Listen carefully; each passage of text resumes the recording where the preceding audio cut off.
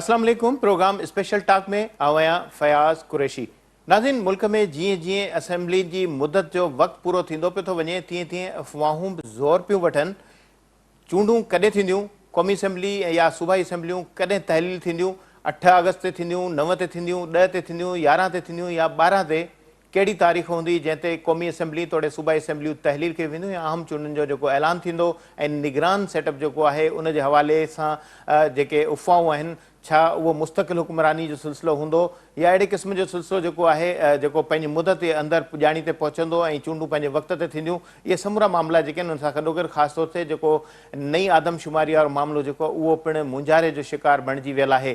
त आदमशुमारी जेका नई कयल आहे उन मुताबिक़ जेकॾहिं चूंडूं कयूं थियूं वञनि त उन में घटि में घटि तकबंदियुनि जे लाइ जिते 4 महीननि जे लॻभॻि जेको मुदो घुर्बल आहे, त छा उहो वक़्तु 3 महीननि जे मुदे जे अंदरि पूरो थियणु मुमकिन आहे? अहिड़ी तरह सां जेकॾहिं तकबंदियुनि में तब्दीली थी त क़ौमी असेंबली तोड़े सूबाई असेंबली जा तक पिणु तब्दील थींदा, त उन बुनियाद ते जेसीं ताईं तकबंदियुनि जो अमल मुकमल न थींदो त उन वक़्त ताईं चूंडुनि जो थियण बि मुमकिन न आहे। त उन हवाले सां जिते उफ़ा साज़ी जो जेको सिलसिलो हले थो त उन में इहे अहम जेके मुहरिक आहिनि उहे बि सबबु बणिजी रहिया आहिनि। अहिड़ी तरह सां मुल्क जी जेका मौजूदा माशी सूरत हाल आहे उन हवाले सां बि इहे अफ़वाहूं अहम बणजंदियूं पियूं थी वञनि त मौजूदा हुकूमत पारां क़ौमी असेंबली तोड़े सेनेट में जेके बिल पास कया विया आहिनि उन में निगरान जेको उबूरी सेटअप आहे उनखे इख़्तियारनि में वाध ॾींदे माली फ़ैसिला करण जे हवाले सां बि इजाज़त ॾिनी वई आहे। त इहे समूरा जेके मामला आहिनि उफ़ा साज़ी में वाद जो सबबु बणिजी रहिया आहिनि ऐं अहिड़े तरह सां जेको आदमशुमारी वारो मामिलो आहे उहो पिणु जेको निगरान सेटअप जेको आहे उन में वाद जे हवाले सां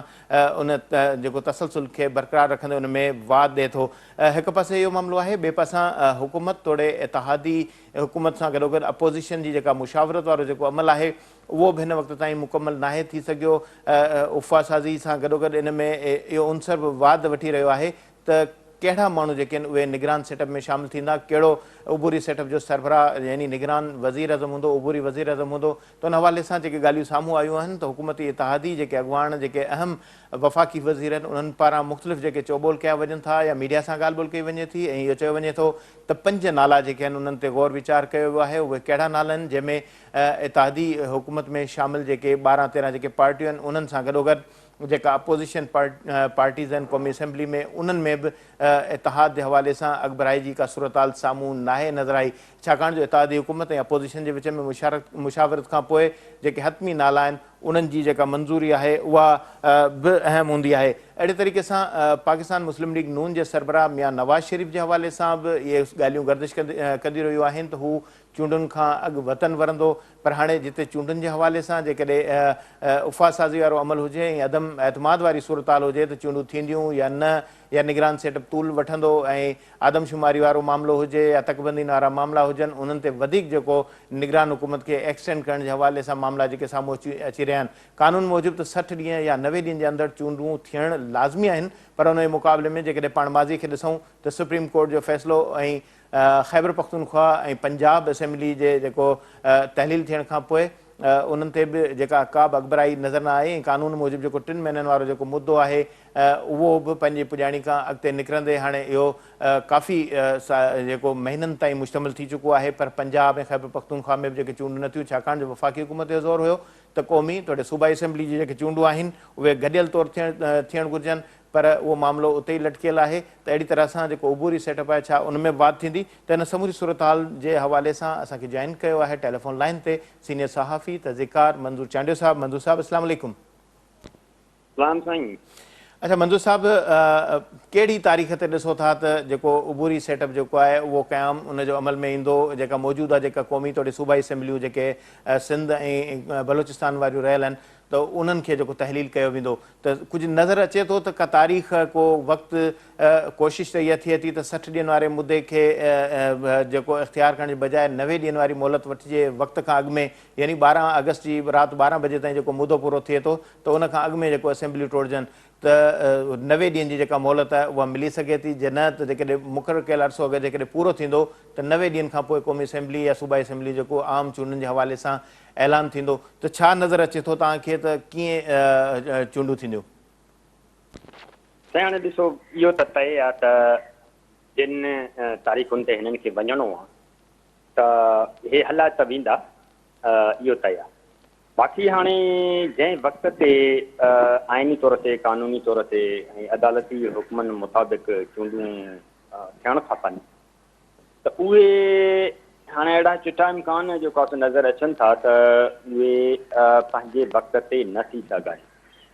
सो हाणे रुॻो इहो आहे त जेके हिननि जूं अंदरूनी ॻाल्हियूं हलनि थियूं जेको निगरान सेटअप अचे थो उहो केतिरो पावरफुल आहे केतिरो जेको आहे सो कमज़ोर आहे त उहे छा स्टेप वठनि था उहे कहिड़ा जेको आहे सो पावर खणी जेको अचनि था उन्हनि जा पावर त बुनियादी तौर ते त इलेक्शन कराइणु हुजनि।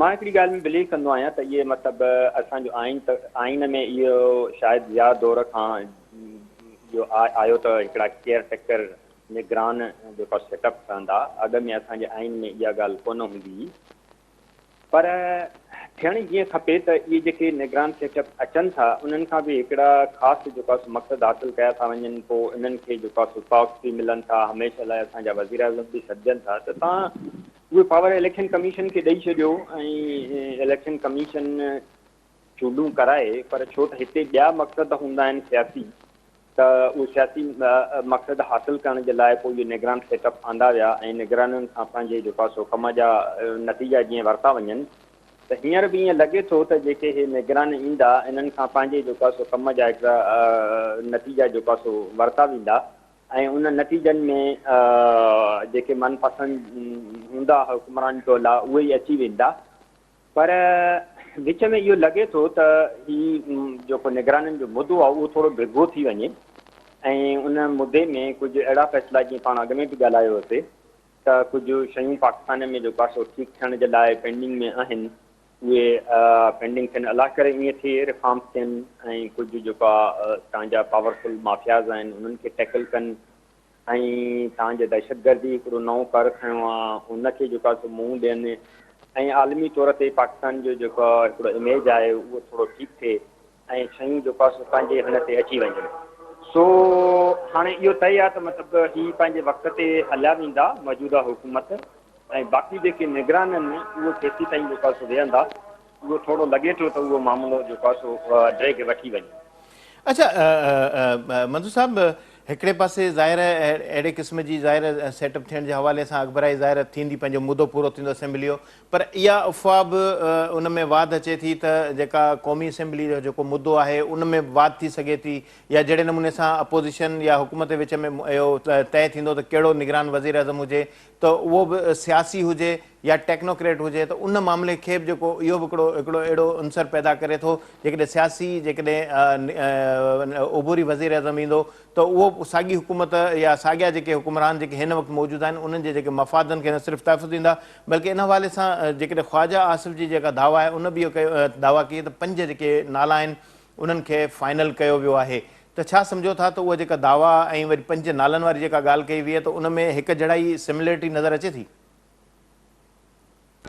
ॾिसो साईं हाणे इहे 5 नाला त इहे चवनि था हर कंहिं पार्टियुनि ज़ाहिर आहे उहो चवंदा त असांजा मनपसंदि अचनि PMLN इहो चवंदी त असांजा मनपसंदि अचनि जेको उन्हनि जे जेको आहे सो मनपसंदि नतीजा ॾियनि पीपल्स पार्टी बि इहो चाहींदी सभु इहो चाहींदा त लॻे ईअं थो त हिननि जो एग्रीमेंट न आहे अञा थोरा ॾींहं वञी बचा आहिनि तव्हां 10 ॾींहं खनि चओ त 10 ॾींहंनि में जेको आहे सो ही डिसीशन त वठी सघनि था पर थी सघे थो त को ॿाहिरियां डिक्टेट थियल अचे छो त सियासी ते गॾु थियणु ऐं सियासी खां वठणु त उनजी एतिरी क्रेडिबिलिटी बि कोन रहंदी छो त हींअर मामिलो जेको आहे सो इंटरनेशनली लिंक थियल आहे। इंटरनेशनली लिंक मीन के तव्हांजा कुझु IMF सां एग्रीमेंट आहिनि तव्हांजा बाक़ी वेस्टर्न दुनिया सां तव्हांजा एग्रीमेंट आहिनि कुझु तव्हांजा जेको आहे सो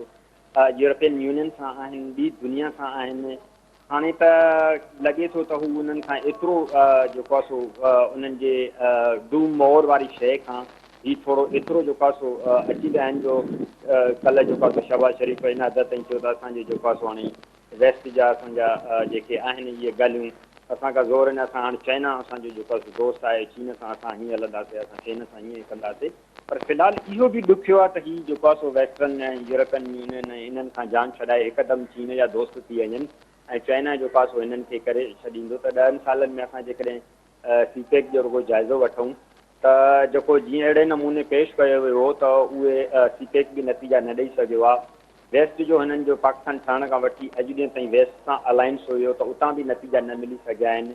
हिकिड़ो ॿियो सबबाग ॾेखारे थो वञे त हाणे असांखे जेको आहे असांजा मिडल ईस्ट वारा दोस्त आहिनि, विच ओभर वारा, सऊदी अरबिया असांखे इन्वेस्टमेंट कंदो, UAE कंदो, असांखे कतर जेको आहे सो इन्वेस्टमेंट कंदो, ऐं उहा सीपेक खां वॾी जेको आहे सो इन्वेस्टमेंट हूंदी। त अहिड़े क़िस्म जा हिकिड़ा शूशा बि छॾिया था वञनि। त एक्चुअली ही कंहिं हंध ते न आहिनि, इन पंहिंजे वस में न आहिनि, छो त बुनियादी तौर ते पाकिस्तान जेको आहे सो हिकिड़ो हुकमरान टोलनि जे ग़लतियुनि ऐं फ़ैसिलनि जे करे उन वञी नतीजे ते पहुतो आहे त हीअ पंहिंजे वस में आहिनि कोन। हिकिड़ा कमज़ोर जेको आहे सो ही माण्हू आहिनि, मुसलत आहिनि हिन रियासत जे मथां, ऐं बदकिस्मती सां मतिलबु हिकिड़ा बिल्कुलु जेको आहे जंहिंजो को विजन कोन्हे को, जेके पंहिंजे ई ठाहियल आइन जी पासदारी नथा कनि, पंहिंजे ई ठाहियल अदालतुनि जी पासदारी नथा कनि। तव्हांजो आइन चए थो त हीअ अहिड़े क़िस्म सां इलेक्शन थियणु खपे। तव्हांजी अदालतुनि हुकुम कया त असांखे डेट ॾियो त तव्हां पंजाब में KPK में कॾहिं इलेक्शन कराईंदव, त उन अदालतुनि जी जेको आहे सो ॻाल्हि न मञी वई, कानून खे हे मञनि कोन था। त पोइ हीअ जेको आहे सो असां हिननि खां छा मतिलबु उमेदु रखूं त हे कहिड़ा नाला 5 ॾिना अथनि, ऐं उहे 5 नाला केरु हूंदा। मतिलबु जीअं हिकिड़ो त एक्सपोज थी वियो इसाक डार, त हाणे इसाक डार बि बदकिस्मती हिकिड़ो मुंशी माण्हू जेकॾहिं हिन मुल्क जो जेको आहे सो हुनखे त वज़ीर आज़म पिया कनि, इन जो त तजवीज़ बि न थियणु खपे। उहो त मतिलबु छा वज़ीर आज़म हुजे हा।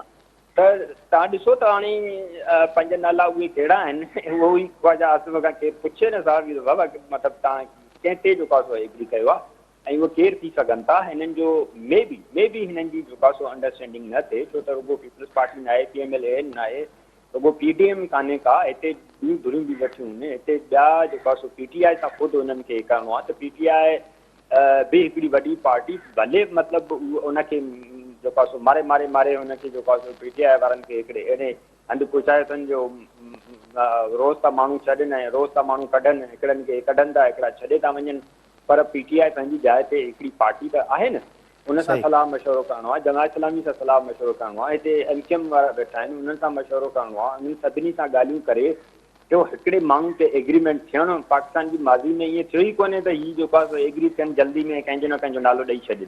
सही। तो इहे हवाला आहिनि, मिनिस्टरनि जा बयान पिया ॾींदा रहंदा आहिनि, असां बि सम्झूं था इहो बयानु ॾियनि था हिकिड़ो। अच्छा मंजूर साहब, जहिड़ी रीति ज़ाहिर पाण इहा ॻाल्हि खणी थोरी देरि जे लाइ सोचूं त इहे ई माण्हू आहिनि जेके हुकुमरान दुर में इक़्तिदार में वेठा रहिया आहिनि, पर गुज़िरियल 3.5 साल 4 साल जेके गुज़रिया, नई हिकिड़ी पार्टी जेका इक़्तिदार में आई, उनजी जेका हिकिड़ी माना ईअं सम्झिजे त नओं हिकिड़ो तजुर्बो कयो वियो, आज़माइश कई हुई, पर उहो तजुर्बो, उहो आज़माइश बि नाकाम थी। ऐं मुसलसिल जेकॾहिं तारीख़ खे पाण खणूं त इहे तजुर्बा थींदा रहिया आहिनि। जनरल मुशर्रफ जी इहा कोशिशि हुई त मकानी निज़ाम हुजे, ऐं असां न्यू जेके पॉलिटिकल वर्कर जेके आहिनि उन्हनि खे पैदा कयूं, ऐं अहिड़े क़िस्म जा नवां माण्हू जेके सियासत में अचनि, जेके नओं पंहिंजो हिकिड़ो किरदारु अदा कनि। पर बदकिस्मती सां अहिड़ा माण्हू अची न सघिया आहिनि। उहे ई साॻिया माण्हू हूंदा आहिनि जेके इक़्तिदार में हूंदा आहिनि, उहे साॻिया माण्हू जेके हूंदा आहिनि जेके आइन ऐं कानून जी लताड़ कंदा आहिनि, बिल पास थींदा आहिनि, झटपट में ईअं थींदो आहे 5 डज़न बिल 4 ॾींहंनि में पास थी था वञनि। पेमरा जो बिल बि ताज़ो पास थियो आहे, उनखे बि मिसइंफॉर्मेशन डिसइंफॉर्मेशन जे विच में फ़र्क़ु जो नालो ॾिनो वियो। त अहिड़े क़िस्म जूं जेको कोशिशूं थींदियूं रहियूं आहिनि, पर नतीजो साॻियो ई निकिरंदो आहे। त इन सूरत में किथां माण्हू ईंदा?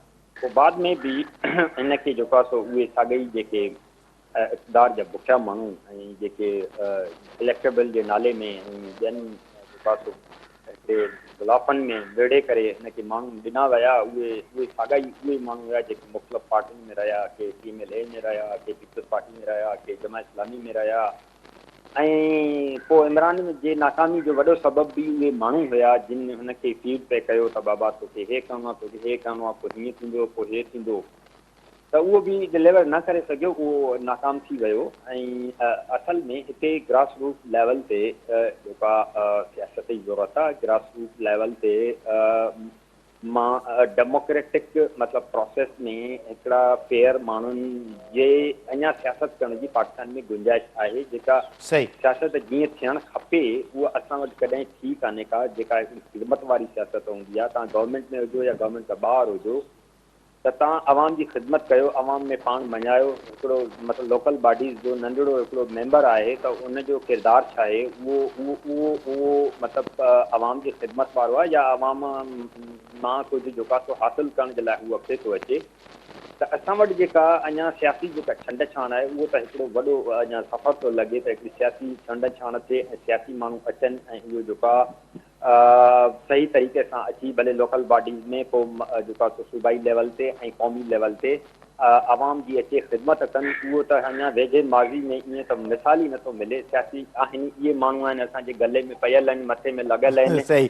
अच्छा, ऐं वरी जेको तव्हांजो अॻियां हली जेको बि माण्हू थींदा उहे बि इहे साॻा ई माण्हू हूंदा, इहे ई असांजे जेको आहे मथे में लॻंदा ऐं पाकिस्तान जो जेको आहे जेको फ्यूचर आहे उहो को अहिड़ो ब्राइट त नज़र कोन थो अचे न हिन। सही सही। अच्छा मंजूर साहब, अच्छा मंजूर साहब, जहिड़ी रीति ज़ाहिर हाणे वक़्तु घटि आहे त हिकिड़ो आख़िरी सवाल तव्हांखे नंढिड़ो शार्ट में वठां थो त ज़ाहिर उहे ई माण्हू असांजे मुक़दर में आहिनि, उन्हनि खे सियासत में अचणो पवे थो, ॾिसूं था उहे नवाज़ शरीफ़ जो मुस्तक़बिल कीअं था ॾिसो? दावा कई थी वञे त ईंदड़ चूंडुनि खां अॻु में ई नई जेका निगरान हुकूमत ईंदी त हू वापसी जो ऐलान कंदो, सम्झो था त ईंदो वापसि? अची सघे थो, छो त नवाज़ शरीफ़ जे अचण सां PMLN तमामु घणियूं सीटूं हासिलु करे सघे थी। नवाज़ शरीफ़ जो हिकिड़ो पंहिंजो हल्को आहे, हुन जेको आहे सो 35 साल 40 सालनि खां जेको आहे सो सियासत कई आहे, इन्वॉल्व रहियो आहे, हुनजा तमामु घणा वास्ता आहिनि, ख़ासि करे पंजाब में हुनजा तमामु घणी जेको आहे सो लॉबिंग आहे। हुनजे अचण सां PMLN खटी वेंदी, पर उहो वरी वज़ीर आज़म थिए त इहा बदकिस्मती हूंदी ऐं ख़ुदि PMLN बि इहा ग़लती न करे। इन जो मक़सदु आहे त मतिलबु नवाज़ शरीफ़ खां सवाइ हुननि वटि को बि माण्हू कोन्हे को, नो नवाज़ शरीफ़ त माना नो PMLN। इहा ई त वॾी मिस्टेक आहे असांजे पार्टियुनि जी। जान छॾायो बाबा, नवाज़ शरीफ़ भले अचे अखियुनि ते, हुनजो मुल्क आहे, पर उनखे जे तव्हां प्राइम मिनिस्टर जो कैंडिडेट करे पेश था कयो त इहा ख़ुदि PMLN जे लाइ, पाकिस्तान जे लाइ त वॾी बदकिस्मती थींदी ई थींदी, पर इहा वॾी PMLN जे लाइ बि जेको आहे सो वॾो ब्लंडर हूंदो इहो जेकॾहिं हुनखे वज़ीर आज़म जे उमेदवार तौरु आणनि था। हुनजो भाउ शहबाज शरीफ़ बि चए थो त असांजो उमेदवार आहे, ॿिया पार्टी जा माण्हू बि चवंदा उमेदवार आहे। बाबा हाणे हुनखे तव्हां साइड ते कयो, तव्हां का ॿिया सेकंड लीडरशिप बि त पैदा कयो न। पार्टी जी इहा सभ खां वॾी ग़लती हूंदी आहे त उन्हनि वटि सेकंड लीडरशिप न हूंदी आहे। सही। तव्हां सदाईं त कोन ज़िंदा हूंदव न हिन मुल्क खे, हे मुल्क सदाईं हूंदो, क़ौम हूंदी, पर हे लीडर त कोन हूंदा न, इहे त वक़्ती तौरु हूंदा आहिनि। हिकिड़ो टर्म ॿियो टर्म हलो ध्यानु छॾियो, वरी पार्टी मां ॿिया माण्हू आणियो जेके जेको आहे सो अची तव्हांजा आवाम जी जेका तव्हां ख़िदमत करणु चाहियो था, जेका सो कॉल, त उहो तव्हां हुनजे लाइ ॿिए कंहिं माण्हू खे तव्हां पेश कयो। सही। वरी महिरबानी मंजूर साहब, ज़ाहिर सियासत आहे, सियासी पार्टियूं चाहिनि थियूं त उन्हनि जी जेका क़यादत आहे उहा ई सियासत में हुजणु खपे, पर जहिड़ी रीति अमेरिका या ॿियनि मुल्कनि में पाबंदी हूंदी आहे त 2 टर्म्स खां वधीक जेकॾहिं को उम्मीदवार जेकॾहिं चूंड विढ़े थो त उनखे उन मनसब ते आणण खां रोकण जे हवाले सां कानून साज़ी आहे। त असां वटि बि ईअं हुजणु खपे जीअं नई जेका क़यादत आहे, भले पंहिंजी पार्टी हुजे, नून लीग आहे, जहिड़ी रीति अमेरिका में डेमोक्रेटिक या प्रोग्रेसिव पार्टियूं पंहिंजा नवां जेके चेहरा साम्हूं आणींदियूं आहिनि, अहिड़े नमूने सां असां वटि इहो मुमकिन तॾहिं थी सघे थो जॾहिं कानून साज़ी हूंदी त हुकूमत खे इन तरफ़ जी कानून साज़ी ॾांहुं बि ॾिसणु घुरिजे, जीअं नओं को चहिरो बि साम्हूं अचे ऐं इक़्तिदार खे बहितर नमूने सां हलाइण में कारगर साबित थिए। वक़्तु ब्रेक जो वठूं था शार्ट ब्रेक।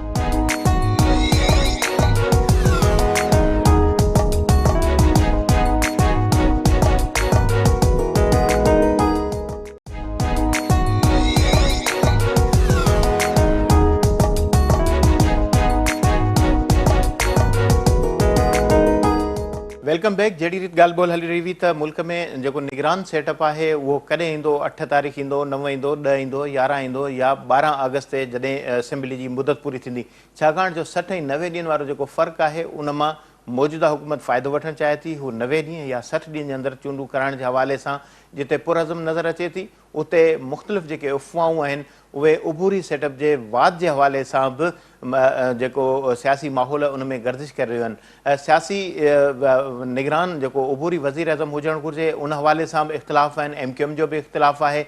का पार्टी चाहे थी त टेक्नोक्रेट निगरान वज़ीर अज़म हुजणु घुरिजे, का पार्टी चाहे थी सियासी जेको वज़ीर अज़म आहे उहो निगरान हुजणु खपे। अहिड़ी तरह सां ख्वाजा आसिफ वफ़ाक़ी वज़ीर पारां इहा स्टेटमेंट साम्हूं आई आहे त 5 जेके नाला आहिनि उहे फाइनल कया विया आहिनि इतिहादीन पारां ऐं इन हवाले सां अपोज़िशन सां ज़ाहिर मुशावरत थींदी, उहे पंहिंजा नाला साम्हूं आणींदी त कहिड़ो जेको निगरान उबूरी सेटअप में वज़ीर अज़म हूंदो या काबीना में हिसेदार हूंदो। अहिड़ी तरह सां छा जेको निगरान जेको उबूरी सेटअप जेको ईंदो उहो 2-3 महीननि जे लाइ हूंदो या उन जे जेके मुदे में वाद वारे हवाले सां जेके उफ़ाउनि उन में जेका क़ौमी असेंबली में कानून साज़ी कई वई आहे, निगराननि खे जेके मालियाती इख़्तियार ॾिना विया आहिनि त उन जे हवाले सां वधीक उफ़ाउनि जो सबबु बणिजी रहिया आहिनि त मौजूदा हुकूमत चाहे थी त अहिड़े क़िस्म जो निगरान सेटअप अचे जेको मुसलसिल या मुस्तक़िल निज़ाम खे हलाए ऐं कुझु अहिड़ियूं जेके मुश्किलात वारियूं जेके घुर्बल शयूं आहिनि जेका कानून साज़ी आहे या जेके मामला आहिनि, छाकाणि जो IMF सां मुआदो आहे उन में महांगाई जी शरह आहे, उन में वाध थिए थी त अहिड़ी तरह सां अहिड़े क़िस्म जा जेके फ़ैसिला आहिनि उहे सियासी हुकूमतूं करण खां न सिर्फ़ु लवाइनि थियूं ऐं उहे उबूरी हुकूमत खां कराइण जी कोशिशि कई वेंदी आहे। त इहे मामला जेके आहिनि उफ़ा साफ़ज़ी जे तरफ़ तमामु घणो जेका उन में वाद जो सबबु बणिजनि था।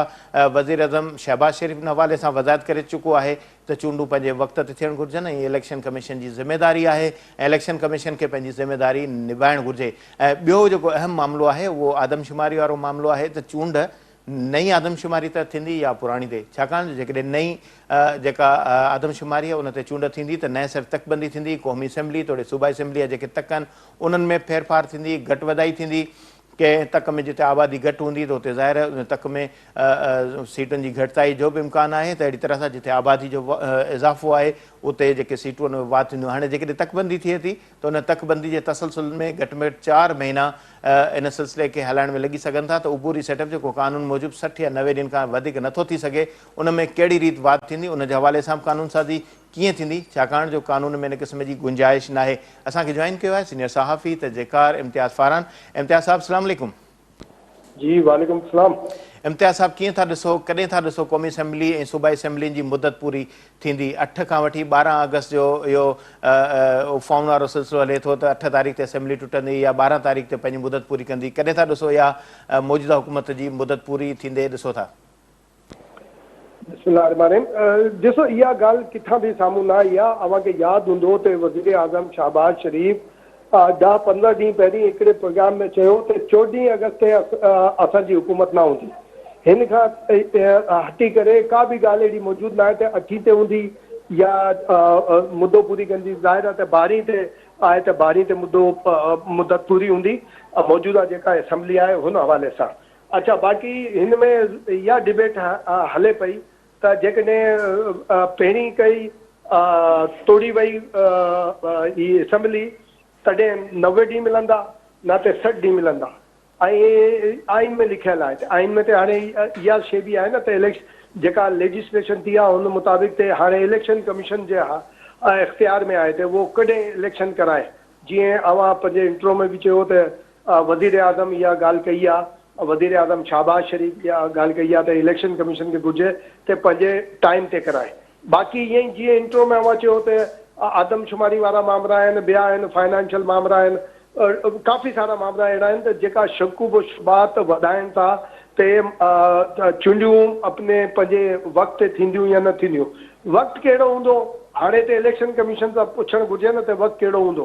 अव्हांखे इहा बि ॻाल्हि यादि हूंदी त इहा ॻाल्हि बि साम्हूं आई त हुकूमत इलेक्शन कमीशन खे माना इंस्टॉलमेंट में पेमेंट ॾियण जो फ़ैसिलो कयो आहे। त भाउ हुन में रिंडिक छो विझी त जेकॾहिं वज़ीर आज़म चाहे थो त इलेक्शन कमीशन पंहिंजे वक़्त ते चूंडूं कराए त ही फाइनेंशियल अफेयर में छो रिंडिक विधी आहे त उन्हनि वटि पैसा न हूंदा त कीअं हू कंदा। त ॻाल्हि इहा त चौपासे हले पई। हर कंहिं बि शइ जी इहा जेका ख्वाजासी वारी ॻाल्हि अव्हां चई त इहा रुगो इहा ॻाल्हि साम्हूं आई त 5 ॼणनि जा नाला साम्हूं आया आहिनि, हू पॉलिटिशियन आहिनि बसि। बाक़ी अव्हां ॾिसो त इहा सभु अफ़वाहूं आहिनि त फलाणे जो नालो आयो आहे, फलाणे जो फलाणे में झेड़ो थियो। MQM जो कहिड़ो झेड़ो? कंहिं सां बि झेड़ो न आहे। MQM गॾु आहे, मुखालिफ़ दूर आहे। सिंध हुकूमत MQM ऐं पीपल्स पार्टी ठाहींदी, पाण में सलाह करे वधि में वधि GDA वारनि जी सलाह हूंदी। पर हाणे जेकॾहिं ॾिसिजे त हाणे त सिधो संग आहे त MQM मिसाल तौरु सलाह न बि वठे GDA सां छा थींदो? उहो मुखालिफ़ धुर अॻवान जेको आहे उहो ऐं चीफ मिनिस्टर पाण में वेही फ़ैसिलो कंदो सिंध जो। ऐं अहिड़े नमूने सां मथे वारी सूरत हाल आहे, राजा रियाज़ वेठो आहे, ख़बरूं ईंदियूं आहिनि, अफ़वाह पिखड़ींदा आहिनि, उहो पाण पेमड़ा जा उहो लेजिस्लेशन कंदा आहिनि, बिल मंज़ूर कराईंदा आहिनि, ऐं पाण सरकार वारा जेका वेठा आहिनि उहो अहिड़ी ससपूस ऐं अफ़वाहूं पाण पिखड़ींदा आहिनि त भाउ राजा रियाज़ कावड़ में वेठो आहे, राजा रियाज़ चवे थो त मां ही मूंखे खपे, ही मूंखे खपे, ईअं ॻाल्हि अफ़वाहुनि जे ज़रिए असांजे साम्हूं आहिनि। त असांखे बि हिन में एनालाइज़ अहिड़े नमूने सां करिणो आहे त भई ठीकु आहे चूंडनि वक़्तु थियणु घुरिजनि। जेकॾहिं पहिरें असेंबली टुटे, मुंहिंजो त इहा बिल्कुलु पक आहे ऐं असेंबली ही सलाह ॾियणु भले हिकु ॾींहुं पहिरीं ते जेसि ताईं असांजो हूंदो त मां ते चवंदुसि त ही सम्झो त ही मुस्लिम लीग नून पीपल्स पार्टी जहिड़ी जमहूरियत जी दावेदार हुकूमत जे दामन ते ऐं मथे ते हिननि जे दाग़ हूंदो त माना असेंबली तोड़ियूं आहिनि। छो जो परवेज़ मुशर्रफ 2012 खां पोइ ही चौथी असेंबली आहे जेके मुद्दो पूरो करणु घुरिजे। नाते माज़ी वारी 3 असेंबलियूं आहिनि, मुद्दो पूरो कयो आहे। ही बि ॻाल्हि आहे त प्राइम मिनिस्टर पंहिंजी मुदत पूरी न कई पर असेंबलियूं कयूं आहिनि। इहा जमहूरी कुवतनि लाइ सम्झो त ही कारो निशान हूंदो त हिननि जे करे ही पंहिंजे मफ़ादनि जे करे असेंबली पहिरीं तोड़े छॾी। त हिन जे करे जेकॾहिं 60 ॾींहं में चूंडनि थियनि त हिननि जो मसइलो छा आहे? जेकॾहिं थियनि मूंखे नथो त लॻे। अच्छा इम्तियाज़ साहब, जहिड़ी रीत ज़ाहिर आहे 60 या 90 ॾींहनि जो हिकिड़ो डिफरेंस आहे, उन में हिकिड़ो 2 ॾींहं घटि वधि करे असेंबली तोड़े सघिजे थी, त उन में त मुंहिंजे ख़्याल में अहिड़ो को दाग़ या अहिड़े क़िस्म जो इल्ज़ाम तराशी मुंहिंजे ख़्याल में न हुजणु खपे। पर जेको आदमशुमारी वारो जेको मामिलो आहे, अगरि जेकॾहिं नई आदमशुमारी जे हिसाब सां अगरि जेकॾहिं चूंड थिए थी त पोइ उनजी ज़ाहिर नई तकबंदी थींदी, सॼो नओं हिकिड़ो जेको जेके हल्का ठहंदा, तक ठहंदा, त नयूं जेके सीटूं क्रिएट थींदियूं त उहो मामिलो 4 खां 6 महीननि ताईं त वधी सघे थो न। ॻाल्हि इहा त हिन में ॻाल्हाइणु घुरिजे न, सिधो सो एब्सोल्युटली नोट करे माण्हू उछलाइण त न घुरिजे न इशू खे। इशू त ॻाल्हायो त बाबा इहा आहे, इहा सूरत जेका स्टेक होल्डर्स आहिनि उन्हनि खे, ऐं बाक़ी जीअं अवां चयो न त बाबा ही हिकु 2 ॾींहं पहिरीं असेंबली तोड़ त पंहिंजे मफ़ाद लाइ तोड़नि पिया न, त 90 ॾींहं घुरनि ते अॻोणो चेयरमैन PTI चेयरमैन जेको असेंबली डिज़ोल्व कई त हू ग़लति कयो छा? हू बि पंहिंजे मफ़ाद लाइ कयो न, त असां छो हुन ते कावड़ था कयूं त हू ग़लति कयो फलाणो कयो, त मफ़ाद जे लाइ न तोड़ियो। जेकॾहिं मफ़ाद बि विच में न हुजे हा हिन जो की असांखे हिननि खे 90 ॾींहं खपनि, माज़ी में त 60 ॾींहं में छो कयो हिननि? हेॾे पीपल्स पार्टी जी गवर्नमेंट हुई, पंहिंजे मुदत ते पूरी थी न, 60 ॾींहं में चूंडियूं थियूं। नवाज़ शरीफ वारी जॾहिं जंहिंमें डिस्क्वालीफाई थियो तॾहिं मुदो पूरो थियो, 60 ॾींहं में थियूं, हुनमें छा प्रॉब्लम आहे? हाणे त हुकूमत में रहियनि पोइ बि त इहा मां सहमत न आहियां इहा हिन ॻाल्हि सां की बाबा 1-2 ॾींहं पहिरीं अगरि जेकॾहिं तोड़ी वञे त बिल्कुलु आहे, मथे ते कारो निशान आहे, इहा हूंदो डेमोक्रेसी में भले कुझु बि कजे। अच्छा इम्तियाज़ साहब हिकिड़ो इहा ॻाल्हि तव्हांजी तमामु अहम आहे, मथे ते हिकिड़ो कारो दाग़ हूंदो, पर प्री मेच्योर अगरि जेकॾहिं असेंबली तोड़बी त माज़ी खे जेकॾहिं पाण नज़र में रखूं त मुस्तक़बिल में बि ॿियनि खे इहो मौक़ो फ़राहम थी सघे थो त प्री मेच्योर असेंबली तोड़ी वञनि। बिल्कुलु बिल्कुलु ज़ाहिर आहे। अब माज़ी में थियो न, 77 में छा थियो? भुट्टो शहीद कयो न, त ही अपोज़िशन जे करे त जेकॾहिं वक़्त खां पहिरीं चूंडियूं थींदियूं त मूंखे मैंडेट मिलंदो त मां वरी कुवत सां कमु कंदुसि। छा थियो हुन में? ही मुखालिफ़ मञियो सूरत हाल खे न मञी, ऐं छा आयो? मार्शल थी वियो। त ॻाल्हि इहा त पंहिंजे हुन जे लाइ न करणु घुरिजे। इहा ज़ाहिर आहे त ईंदड़ हुकूमतूं आहिनि या जे आहे उहे बि पंहिंजे लाइ कंदियूं न कंदियूं ॿी ॻाल्हि आहे, पर मुदो पूरो करण खां पोइ 60 ॾींहं में वञणु घुरिजे। या बाक़ी जेका जीअं आदमशुमारी वारो मामिलो आहे, फाइनेंशियल अफेयर आहे न, IMF वारो मामिलो आहे, मुल्क में जेका इकोनॉमी सूरत हाल आहे, हिन में ॻाल्हाइण में कहिड़ो मतिलबु हिन में डो कहिड़ो आहे? बाबा हुकूमत जे लाइ न आहे न, मुल्क जे लाइ हूंदो सभिनी सां ॻाल्हायो, इकोनॉमी ते ॻाल्हायो, IMF वारे मामले ते ॻाल्हायो। त IMF हाणे ब्लैकमेल करे पई असांखे, सिधी ब्लैकमेलिंग आहे हुनजी IMF जी। इकोनॉमी असांजी ख़राबु आहे या सही आहे, जीअं छा कजे। ऐं स्पेशल इनिशिएटिव जेका उहो आहे, उहो प्रोग्राम ठहियलु आहे, ग्रीन रेवोल्यूशन वारो आहे, हिन ते ॻाल्हायो न पाण में वेही, मुल्क जे लाइ ॻाल्हायो। चूंडियुनि लाइ छॾियो, चूंडियुनि खे हिकु पासे चओ त ठीकु आहे आदमशुमारी बि पक कयो, फलाणो कयो, पोइ अचनि। माना हिन मामले में आहिनि बाक़ी ॿियनि मामले में न आहे, आदमशुमारी आइन जो हिसो न आहे। अच्छा माना इम्तियाज़ साहब जहिड़ी रीति ज़ाहिर आहे पाण आदमशुमारी वारो मौज़ो डिस्कस कयूं था, वज़ीर आज़म ख़ुदि बि हिन ॻाल्हि ते आवाज़ उथारियो आहे त नई आदमशुमारी जेकॾहिं थी आहे त उन्हनि ते चूंड थियणु घुरिजे, पर जेकॾहिं आदमशुमारी जा जेके नतीजा मुकमल थींदा त असां CCI में वेंदासीं। हाणे हुकूमत तव्हांजी आहे, CCI में तव्हां वेठल आहियो, त अञा तव्हां ॿी कहिड़ी धुर हूंदी जंहिं वटि तव्हां वेंदव? वॾो वज़ीर छा चयो मुराद अली शाह ते असांखे बि आदमशुमारी ते रिज़र्वेशन आहे, जेकॾहिं उहा दूर न कई वई त मां वोट ॾियण वारी पोज़ीशन में न हूंदुसि। तंहिंजो मतिलबु आहे ही पाण हितां शुरू थी आहे न, आदमशुमारी ते कॉन्ट्रोवर्सी शुरू थी आहे। ईंदड़ केयरटेकर गवर्नमेंट मिसाल ही नथा कनि नोटिफाई, जेकॾहिं ईंदड़ केयरटेकर गवर्नमेंट करे छॾे पोइ छा कंदा? पोइ ही डिलिमिट करणी पवंदी, न करणी पवंदी? ऐं हिते अच्छा असां कॾहिं हिन ते ॻाल्हि न कई आहे त रुॻो ही सिंध में आदमशुमारी वारे मामले ते छिकताड़ छो थींदी आहे? कॾहिं इहा न त सिंध जो को चीफ मिनिस्टर ॻाल्हि कई आहे, न कॾहिं को पीपल्स पार्टी वारनि इहा ॻाल्हि कई आहे, न कुझु। बाबा हिन ते बि ॻाल्हायो पाण में, सिंध जा जेका असां स्टेक होल्डर वेठा आहियूं सभिनी खे घुराए चयो त रुॻो सिंध में छो इहा ॻाल्हि थींदी आहे? त का न का ॻाल्हि हूंदी न। हिते आबादी वारो दबाव न आहे। असां जॾहिं शागिर्द हुयासीं तॾहिं कंपेन धारियनि जी आबादी नामंज़ूर, फलाणो नामंज़ूर, हाणे सभु ख़तमु थियो। सभु काॾे बि आहे नेशनलिस्ट, किथां माना मुंहुं लुकाए वेठा आहियूं, असां सभु वेठा आहियूं। हाणे न आहे आबादी जो दबाव आहे सिंध ते, सिंध जे वसाइल ते कब्ज़ा न आहिनि। इहा ॻाल्हि आहे न, त हिन ते को कॾहिं ॻाल्हि कई आहे त रुॻो आदमशुमारी सिंध में छो कंट्रोवर्शियल थींदी आहे? सिंध में बि अची हिते पंहिंजो गादी वारी हंधि जेका असांजी आहे कराची, उते छो थींदी आहे? असां न मीडिया हुन ते ॻाल्हाइण लाइ तयार आहे, न को पॉलिटिशियन, न को नेशनलिस्ट। ईअं बसि जॾहिं कुझु हूंदो आहे ही न खपे, फलाणो न खपे, ही न थियणु घुरिजे, हू न थियणु घुरिजे। बाबा जेका सिंध जे वसीलनि जा मामला आहिनि, सिंध जे माना पॉपुलेशन जो मामला, हुन ते असां ॻाल्हाइण लाइ तयार ई न आहियूं। सही बाबा जेकॾहिं चूंडियूं पोस्टपोन थियनि थी भले थियनि, इहे असां घटि में घटि पंहिंजे सूबे जी त ॻाल्हि कयूं, हिन ते मामले ते बाबा फ़ैसिलो कयो। त जेकॾहिं आहे त ॿियनि सूबनि ते छो न आहे आबादी जो जवाबु? मिसाल अफ़गान माजरीन ईंदा आहिनि, ख़ैबर पख्तूनख्वा मथां ते को प्रेशर न आहे। उते केतिरा रिफ्यूजी आहिनि भाई, हिते केतिरा आहिनि सिंध में? ख़ैबर पख्तूनख्वा वधीक किथे वेठा आहिनि अफ़गान रिफ्यूजी।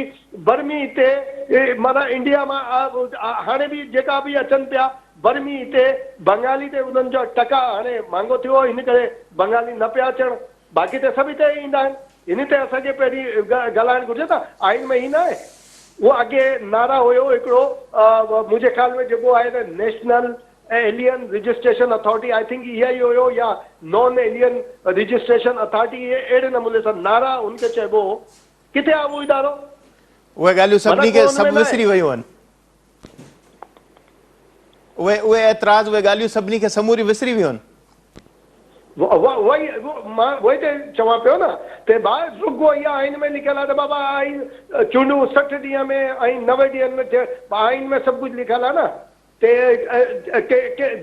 जंहिं बि सूबे ते आबादी जो दबाव हूंदो हुनमें छा कयो वेंदो, ही गॾियल मफ़ादनि वारी काउंसिल छा कंदी?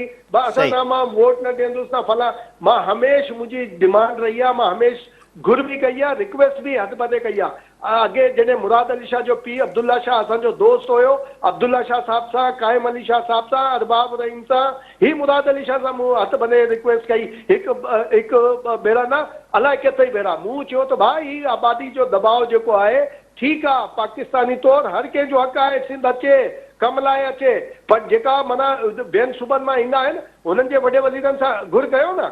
बाबा एतिरा माण्हू रहनि था त असांखे ॾियो, बिजली असांखे ॾियणी आहे, पाणी असांखे ॾियणा आहिनि, सेवरी जा मसला असांखे हल करणा आहिनि, सभु कुझु असांखे बि हिसो मिलणु खपे। अच्छा वक़्तु घटि आहे इम्तियाज़ साहब, क़ौमी असैम्बली मां प्रेस काउंसिल जे हवाले सां जेको तरमीमी बिल मंज़ूर थियो आहे, उन में डिसइंफॉर्मेशन ऐं मिसइंफॉर्मेशन ते कार्रवाई थी सघंदी, उन ते हिकिड़ो शॉर्ट तव्हांखां सुवाल जो जवाबु वठंदो, इन कानून खे कीअं था ॾिसो? ॻाल्हि कारो अॻे असां वटि डिफॉर्मेशन लॉ न आहे छा? ॿिया लॉ न आहे न? त मां कंहिंजे ख़िलाफ़ु अव्हां जे ख़िलाफ़ु का ॻाल्हि कयां या ख़बर कयां, अव्हांखे हक़ न आहे त मुंहिंजे ख़िलाफ़ु कोर्ट वञो। चवनि पिया त भाउ जेको आहे मुतालिका माण्हू या इदारो हूंदो, हुनजो वर्जन खां सिवा ख़बर न हलंदी। जेकॾहिं हू राब्ते में न आयो, जंहिंजे ख़िलाफ़ु मूं वटि ख़बर आहे, त हुनजो बि त लिखो बिल में। जेकॾहिं हू मूंसां राब्ते में न आयो, मां हिन ॻाल्हि खे एस्टेब्लिश कयो त यार फलाणो हुयो, उनजे ख़िलाफ़ मूं वटि ख़बर हुई ऐं मूं राब्तो कयो, हू राब्ते में अचण लाइ तयारु न आहे, त हुन ख़िलाफ़ छा सज़ा हूंदी? मक़सद माना इहो कारो कानून चई सघिजे थो त जेको सहाफ़ी अहिड़ी ख़बर हलाईंदो त उनखे डिसइंफॉर्मेशन मिसइंफॉर्मेशन जे ज़िमरे में हाणे उनजे लाइ रस्ता तंग कया वेंदा। फयाज़ ॻाल्हि इहा आहे त जेकॾहिं कंहिं जज ख़िलाफ़ का शिकायत हूंदी आहे, केरु हल कंदो आहे? Judicial council. सही। कंहिं ब्यूरोक्रेट ख़िलाफ़ हूंदी आहे, केरु हल कंदा आहिनि? फलाणो डीसी कमिश्नर या सही। FBI जो फलाणो कंदो। पार्लियामेंटेरियन सियासतदान ख़िलाफ़ हूंदो आहे, केरु कंदो? पार्लियामेंट कंदी। असांजा जेका मुखिया इदारा आहिनि उन्हनि ख़िलाफ़ हूंदो का शिकायत, त छा आहे त असां वटि पाण पंहिंजो इतिसाब वारो निज़ाम आहे, त असांजा साफ़ी मौजूदु न आहिनि? पर मीडिया कमीशन क़ाइमु थियणु खपे। बिल्कुलु ठाहियो, असांजी साफ़ी काउंसिल ठाहियो न उन्हनि। ठीकु आहे। अच्छा इम्तियाज़ साहब, वक़्तु घटि आहे, इन मौज़ू ते ॿीहर पाण बहस मुबाहिसो कंदासीं, पर हाणे वक़्तु इजाज़त नथो ॾे। बहरहाल लाज़मी आहे सिंध में जेको आदमशुमारी वारो इशू आहे उन ते हुकूमतुनि खे रुगो गौर करण जे बजाए नामंज़ूर वारे नारे लॻाइण बजाए इन मामले ते अॻिते अॻभराई करणु खपे त जेके आबादी जो दबाव ॿियनि सूबनि जो असांजी धरती ते सिंध ते वधे थो, त उनजे हवाले सां वफ़ाक़ी हुकूमत हुजे या ॿिया सूबा हुजनि, उनजी जेका आबादी असां लाइ लॾ पलाण करे थी, त उन में असांखे हिसेदारी में बि शामिलु कयो वञे, छाकाणि जेके वसीला असां इस्तेमालु कयूं था उहे उन्हनि सूबनि जी आबादी जे मथां ख़र्च थियनि था, त उन लाइ असांखे बि उन में हिसेदार बणाइणु घुरिजे। प्रोग्राम जो वक़्तु पुॼाणी त पहुतो, इजाज़त ॾींदा, अला भाई।